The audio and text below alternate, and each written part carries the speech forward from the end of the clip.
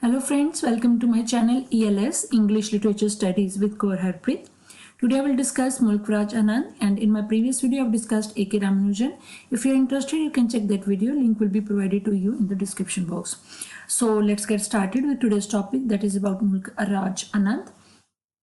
Mulk Raj Anand, he was born in 1905 in Peshawar, that is now in Pakistan, and he died in 2004 in Pune. He was also founding member of Progressive Writers Association. Now, what is this Progressive Writers Association? It is a national level organization that wielded considerable influence during India's freedom struggle and beyond, right? And Mulk Raj Anand, he was the greatest exponent of Indian writing in English. He had been involved in India's freedom movement, been impressed by Marx's letters on India, and he was also impressed with his general political framework. And we can say he is a prominent Indian author of novels, short stories, and critical essays in English. And his works are notable for his realistic and sympathetic portrayal of the lives of the poor in India. He is famous because his work shows the real and sympathetic lives of poor people in India, right? That is the reason that he is known for, and he is considered as a founder of the English language Indian novel. One of the pioneers of Indo-Anglian fiction. He, together with R.K. Raman, then Raja Rao, was one of the first India-based writers in English to gain an international leadership. Next, about his family and about his education. He was born into a family of metal workers with an army background. He witnessed the bloody reality of colonial rule with the Jallianwala Bagh massacre at Amritsar that happened in 1919. Like most Indians of his generation, he was also a part of Gandhiji's non-cooperation movement, and this led him into student agitation against the Britishers, and for that he received 11 stripes on his back, and he was also jailed for a shorter span. All these experiences had a deep impact on him, and he concluded that the ideas of empire and freedom were completely opposite, right? And he graduated with honors in 1924 from Punjab University in Lahore, and pursued additional studies at the University of Cambridge and at University College in London, right? While in Europe, he became politically active in India's struggle for independence, and shortly wrote a series of diverse books. He wrote a series of diverse books on aspects of South Asian culture. And this series includes Persian painting, curries and other Indian dishes, the Hindu view of art, the Indian theatre, and 7 little known birds of the inner eye, right? These are this is a series of his diverse books that we can say it has it showed the aspects of South Asian culture, right? Then his early novels and short stories brought into sharp focus the dehumanizing contradictions within colonized Indian society. Mulk Raj Anand's works attempted to capture the social realities of British India in the language of the colonial master, right? And through his writings, he revealed that along with British colonialism, there is one more layer of colonialism within Indian society, right? And this internal colonialism acts as a hindrance in the way of India's transition to a modern civil society. According to him, his faith was that, or we can say according to him, what is literature? His idea is that literature should be an interpretation of the truth of people's life. It should show the real picture of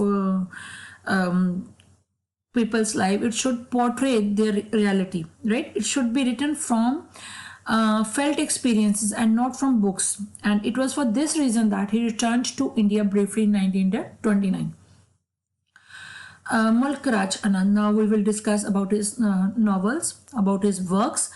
A prolific writer, he first gained wide recognition for his novel Untouchable and Coolie, right? These two. And both of which examine the problems of poverty in Indian society.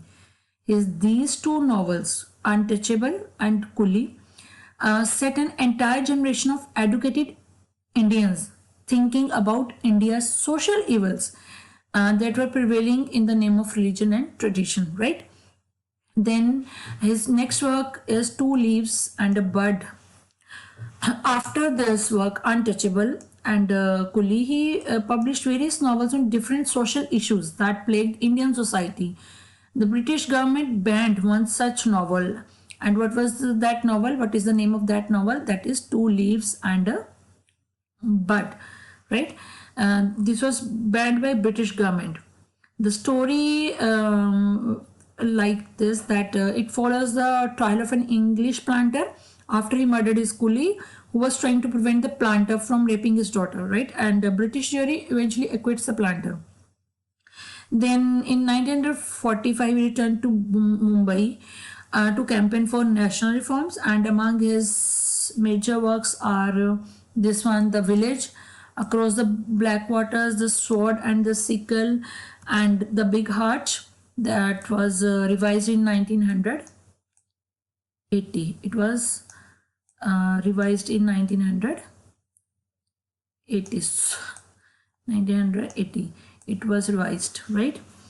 Then we have The Lost Child, Seven Summers, The Private Life of an Indian Prince, The Old Woman and the Cow, The Road, 1961. Mulk Raj Anand wrote other novels and short story collections, right? He wrote novels and short story collections and also edited numerous magazines and journals, which includes Marg, which was founded by him in 1946. It was founded by Mulk Raj Anand himself, right? And what was its aim? With the aim of developing a socially active and culturally engaging language of art. This was the aim of the magazine Marg, which was founded by Mulk Raj Anand himself in 1946. Important point to keep in mind here, right? And then this magazine, Marg magazine and books have been actually he also worked on a projected 7-volume autobiographical novel entitled, and this 7-volume autobiographical novel entitled 7 Ages of Man, completing 4 volumes: Seven Summers, Morning Face, Confession of a Lover and The Bubble, right? This 7-volume autobiographical novel entitled 7 Ages of Man, completing 4 volumes, right? These are the 4 volumes. Next is about his autobiographies: Seven Summers, then Morning Face, won the Sahitya Academy Award, Best Literature Award in India. Then next is Conversations in Bloomsbury, then Pipli Sahib, right? Next we will talk about his other notable works: The Golden Breath, Studies in 5 Poets of the New India, then Introduction to Indian Art, then Kamakala, right? Mulk Raj Anand died at the age of 98 in September 2004 after a long battle with cancer, and he left behind a legacy of tolerance, secularism and social justice and the celebration of human life itself, right? He writes, these lines are written by him, that the substance of my work is the whole of my varied experience. The theme of my work became the whole man and the whole gamut of human relationships rather than only a single part of it, right? These are lines by him, what he thinks about literature. This is his funda, or this is the central theme of his works, we can say. Then these are some notable awards. Mulk Raj Anand received the International Peace Prize 1953, and then Padma Bhushan, then Sahitya Academy Award, and then Leverhulme Fellowship, right? These are some of the awards and accolades during his long literary career. And his creative career, spanning a period of more than 75 years, has been intertwined with the search for a just, equitable, and forward-looking India. And his writings demonstrate a keen desire for political change and social transformation that remained with him throughout his life. So friends, this is all about Mulk Raj Anand. I hope you will like the content, and if you like it, please hit the like button, share and subscribe my channel, and if you are new to my channel, please hit the bell button so that you can get notifications from our upcoming videos. Thanks a lot for watching.